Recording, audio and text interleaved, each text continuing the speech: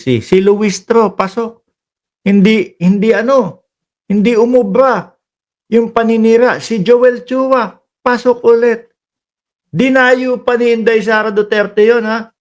Kumbaga, hugot pa, parang ano, parang paliga. Sabi nga nung ano, anak ni Congressman Benny Abante, may dayo pa? Maninira lang? Si Luistro, siniraan, may utang daw sa kanila. Si Congresswoman Beatrix Luistro. Sabi sa kanila daw lumapit, no? Sa asawa ni Manscarpio. Sa asawa niya na si Manscarpio, may utang daw na 8 o 9 na milyon. Sumagot ang congresswoman, pakitaan mo ako ng ebidensya, no? Na may utang kami sa inyo, saka ko aasikasuhin kung paano ko babayaran yan. Pero hanggat wala kayo ipinapakita na merong mga appearance na nangyari, hanggat wala kayong pinapakita, fake news yung sinabi ni Inday Sara Duterte. Magaling po yung lawyer nila eh. Di ba? Magaling po yung lawyer nila, mga kababayan. Ano po yung mga lawyer nila? Divina Law. Kung narinig nyo po, yung si Attorney Buko, mga bossing, yun po yung attorney ni Vic Soto. Sabi ni Maxip, si Apple Nieto na ata ang kakain ng binigay ni Sara na mansanas. Oo, di ba? Mga kababayan. Sabi, eto. Truths matter. Seminay to. Seminay! Truths matter. So, paki-explain niya si Dagat paano nakapasok yon. Napakadali lang naman eh. 2016, ilang milyon na ang mga kakamping? 15 milyones na ang mga kakamping. 14 million na ang kakamping nun. Nung panahon ng kalaban ni Pangulong Bongbong Marcos, si Atty. Leni Robredo, 15 milyones na ang kakamping. Sa tingin mo, hindi nila iboboto yung mga yon? Hindi magsosolid yan ng Kiko Pangilinan at Bam Aquino? Tapos ito, nakakuha pa ng suporta sa mga sumusuporta kay Pangulong Bongbong Marcos at sa gobyerno ng Pilipinas. Yun. Simpleng i-explain, di ba? Pasok, minamaliit nyo ang kakamping. 15 million yan, solid, di ba, Tamura?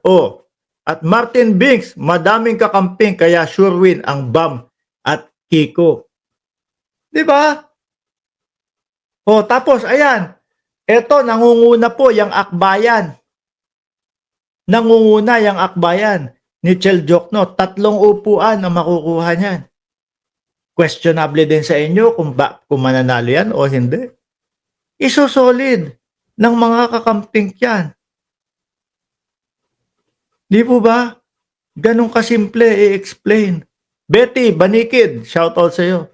Nagiging mahina ka na yata ngayon, idol. Nawawala na ang bilin ko sa iyo. Micaela Salas, ano yung bilin mo sa akin? Di ba? Tapos Tingog Party List, pasok.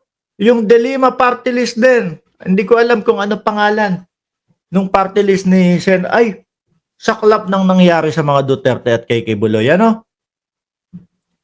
Saklap, mga kababayan. Bakit? Dati, di ba? Binubus ka nila si Leila de Lima. Naalala nyo? Binubus ka ng mga Duterte. Nila Kibuloy. Kasi di ba yung kanyang ginamit para mangampanya, standee. Yung ganun. Ngayon, balik sa kanila. Pareha silang dalawa na standee ang ginamit. Iba nga naman ang karma, Tapos si De Lima ngayon, nakalabas na. Di po ba? Sabi sa inyo, mga bossing kayo, wag niyong mamaliitin yung mga kakamping dahil kaya niyang magpanalo nang sila-sila lang ho. ng mga kandidato nila. O yan, Kiko Pangilinan, Bam Aquino. O eto, Akbayan Party List. O, di ba, mga bossing? Diyos ko po. Sa Duterte, ilan ang nakapasok? Duterte Youth. No? Nakasolid na kayo doon. Dalawang upuan makukuha. After nun, wala na. Wala na. No?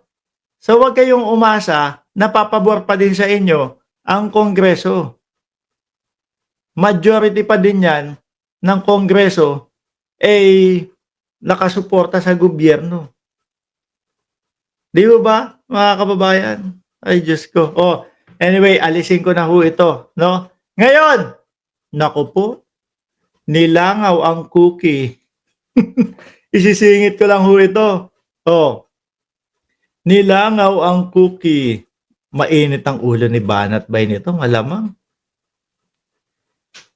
Sa pagkakonsehal ho, mga kababayan, alam naman natin na 6 lang. 'Di ba? 6 lang ang kinukuha.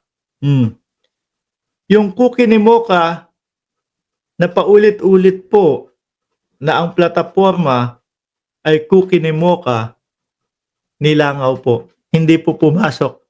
Talo. No? Talo. Wala Bata ni Banat ba yan? Ilang beses nang sumubok yan. No? Ilang beses nang sumubok. Nung una, party list. Talo.